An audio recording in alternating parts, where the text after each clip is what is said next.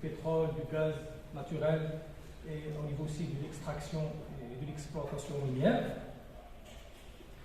Mais de l'autre côté, nous avons d'autres pays qui sont moins développés, tels que le Malawi, le Mozambique et bien d'autres. Donc ça, c'est pour un petit peu une vue d'ensemble sur les caractéristiques régionales, caractéristiques de région d'Afrique australe. Donc le deuxième point qui nous interpellait, c'est d'aller un petit peu discuter quels sont les enjeux, quelles sont les limites des systèmes de gouvernance. Donc c'est l'objectif, c'est d'essayer un petit peu d'évaluer les enjeux et les limites des systèmes de gouvernance mis en place. Alors là, donc, je pense que les enjeux de cette intégration régionale et les enjeux des systèmes de gouvernance, ce sont des enjeux développementistes, des enjeux qui sont liés à la question du développement. Mais je pense que pour réussir le développement, réussir ce développement recherché en Afrique australe, et bien sûr dans tous les pays de l'Afrique, j'insiste sur deux conditions importantes. Tout d'abord, le renouveau des systèmes de gouvernance en Afrique. Ça, c'est le premier point. Et le deuxième point, le renforcement de l'intégration économique régionale. Alors, pour la rénovation des systèmes de gouvernance, c'est une question qui est abordée par plusieurs recherches. Et toutes ces recherches-là ont montré que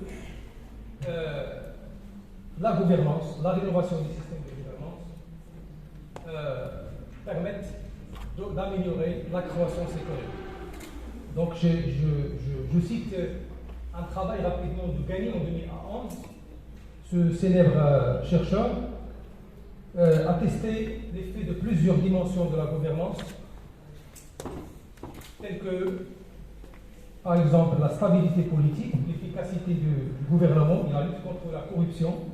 Ces dimensions-là, elles ont été testées grâce à un modèle à effet fixe, un modèle économétrique à effet fixe, et les résultats ont montré que, effectivement,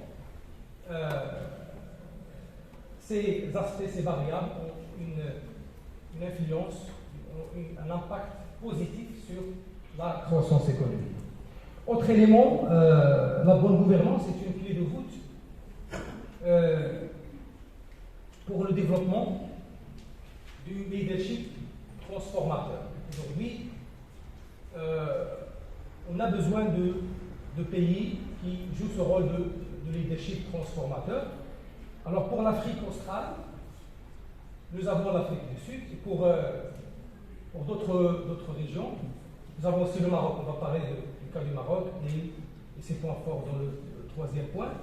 Alors l'Afrique du Sud, dans cette région-là, il a joué ce rôle d'animateur dans la région et de négociateur dans la région.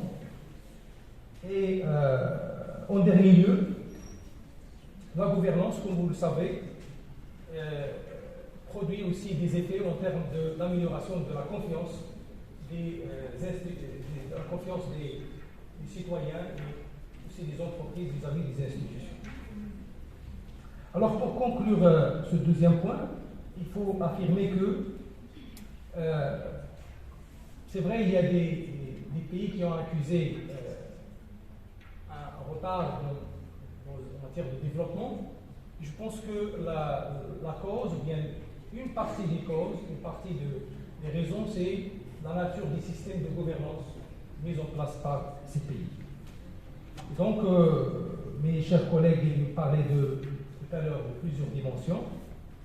Donc, ces dimensions, ils sont liées à plusieurs aspects, à l'aspect politique, à l'aspect économique, à l'aspect social, mais également à l'aspect environnemental. Vous savez, donc, pour les aspects politiques, le politique il influence l'économie. Il influence l'économie, et donc je pense que certains pays d'Afrique australe, ils sont un petit peu victimes du mode de gouvernance adopté, Les raisons, c'est lié en partie au mode, au mécanisme électoral et bien sûr aux relations, bien aux interactions entre les institutions gouvernementales et non gouvernementales. Pour les aspects sociaux et la dimension sociale, il englobe les questions des droits humains, de la participation citoyenne, de la protection sociale, et j'en passe. La dimension économique englobe aussi les aspects liés à la régulation des marchés, la promotion de la concurrence, les politiques publiques, telles que la politique fiscale, la redistribution des revenus, etc. Donc je pense que toutes ces questions-là, toutes ces dimensions ont leur importance dans les systèmes de gouvernance mis en place et qui devraient normalement faire l'objet d'un débat constructif. Alors pour résumer, par rapport à cette question de gouvernance, je pense qu'on n'a pas besoin d'aller chercher dans la littérature et de faire des recherches approfondies pour connaître quelle est la démarche à suivre et le chemin emprunté pour construire des systèmes de gouvernance efficaces.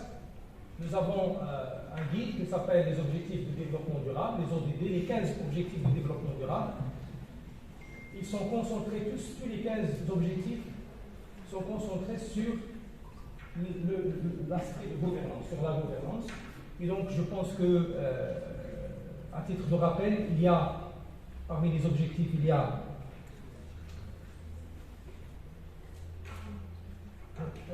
pas de pauvreté, soutien des personnes défavorisées, institutions efficaces, éducation de qualité, énergie propre et d'un coût abordable, éviter les gaspillages de l'eau, protection de l'environnement, financement du développement et bien d'autres objectifs.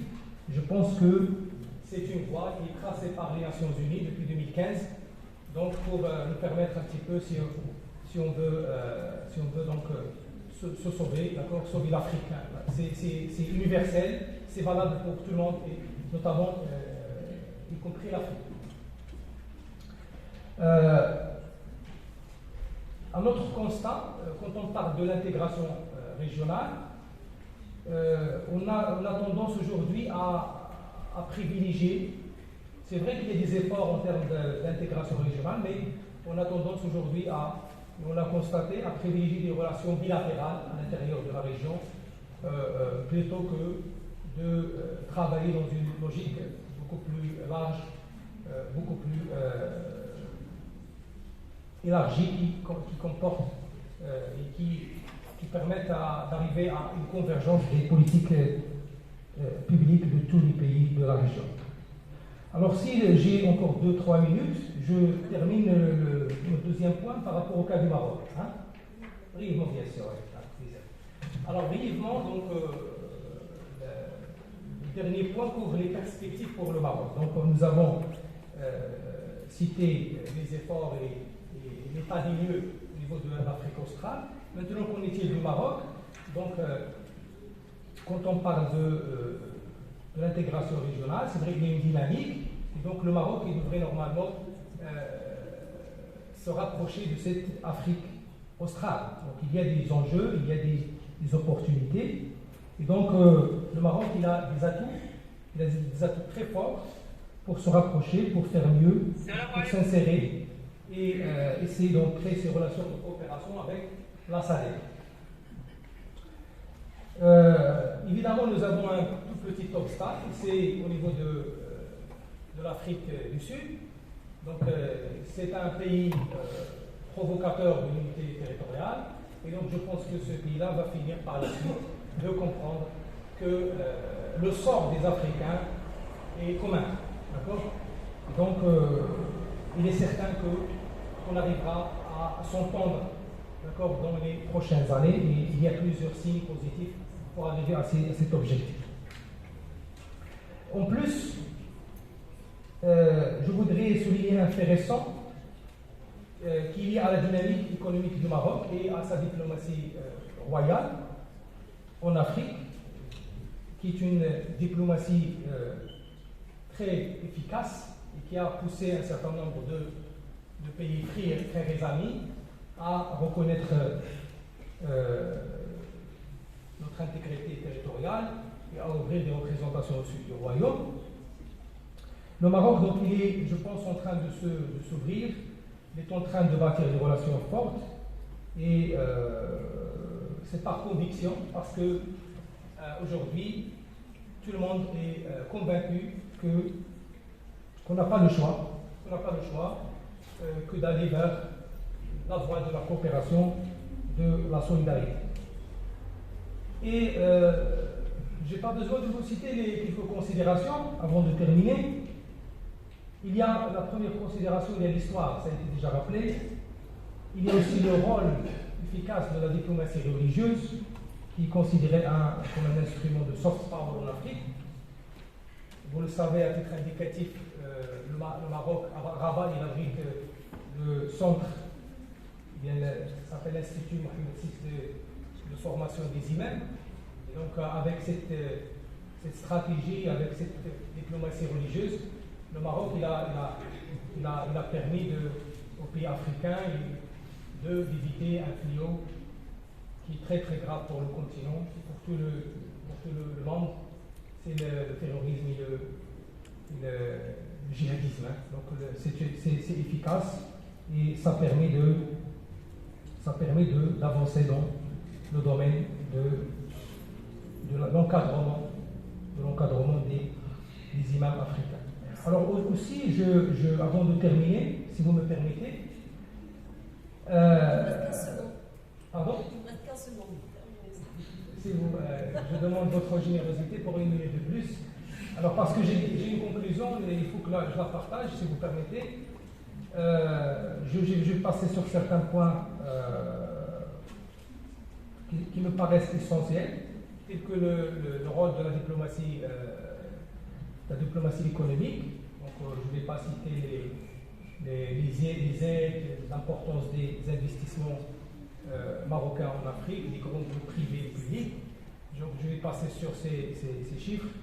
Je dois me limiter pour dire que le Maroc, il a des relations, c'est le plus important, au-delà de l'économie, au-delà du politique, c'est l'amitié, c'est les relations d'amitié. Ça a été souligné par monsieur le consul général des Comores tout à l'heure.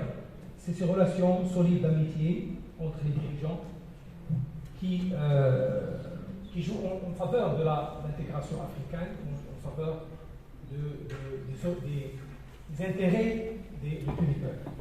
Donc, je rappelle que certains pays, certains présidents, certains dirigeants africains ont choisi de vivre au Maroc, ont choisi de se soigner au Maroc, de faire confiance aux établissements de santé marocains. Et donc, je pense que ça, c'est aussi très important pour l'intégration. Je conclus en disant que, c'est votre permission,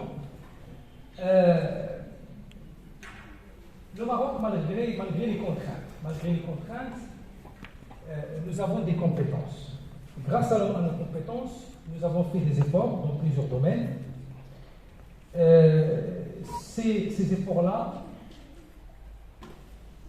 sont considérés comme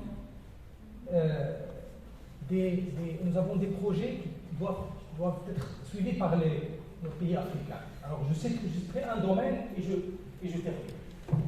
Alors aujourd'hui, les pays africains et le monde entier vivent dans un contexte de stress hydrique, de la question de la gestion des ressources hydriques. C'est l'avenir, c'est un domaine qui nous interpelle le plus. Le Maroc a commencé une politique avec le feu Hassan II des barrages, donc on doit le souligner. Et cette politique a été poursuivie sous la conduite de Sa Majesté Mohamed VI, avec un grand projet qui vient de commencer en 2022, c'est l'interconnexion des bassins. Donc, le premier projet, ça commence en 2022, il termine en 2023. Il va interconnecter le bassin de Sbou au bassin de Sidi Mohamed Abdallah à Rabat, et puis ça va être raccordé aux autres bassins de Tensif. On va aller vers Tensif. Donc c'est un grand projet, et donc je pense que ça c'est un projet à suivre tout de suite par les pays africains.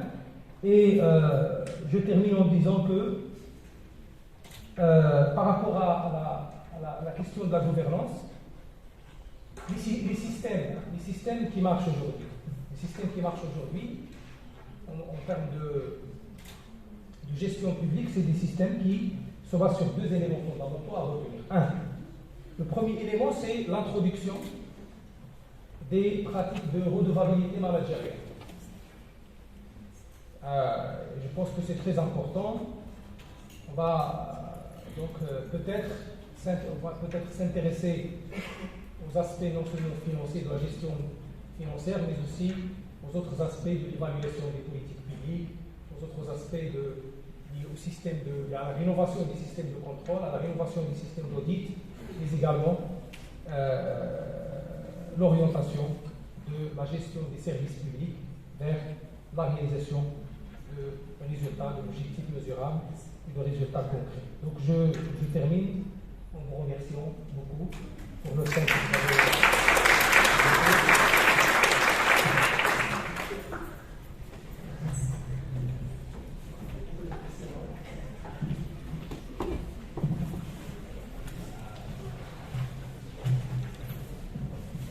Merci, cher professeur, pour la qualité de votre intervention. C'est vrai que vous aviez encore certains éléments à développer, mais veuillez aussi me pardonner en ma qualité de gestionnaire du temps. Je sais que 10 minutes c'est très court, mais ce sont des contraintes inhérentes à toute intervention.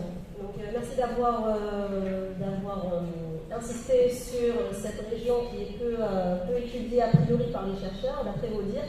L'Afrique australe, donc cette communauté pour le développement de l'Afrique australe. Vous nous avez fourni une vue d'ensemble de l'intégration économique de cette région. Peut-être devrait-on éventuellement essayer de calquer ou pas ce modèle d'intégration pour essayer de promouvoir une intégration un peu plus régionale à notre niveau. Vous avez précisé que c'était une région influente, notamment par la présence de l'Angola, me semble-t-il, et de l'Afrique du Sud, qui hissent vers le haut les 16 pays qui composent cette région. Et vous avez également insisté sur les limites du système de gouvernance, notamment du point de vue politique, économique et social. Donc, s'il y a des questions, merci de les garder pour plus tard pour monsieur le professeur Lesnaoui qui nous en dira plus sur cette région.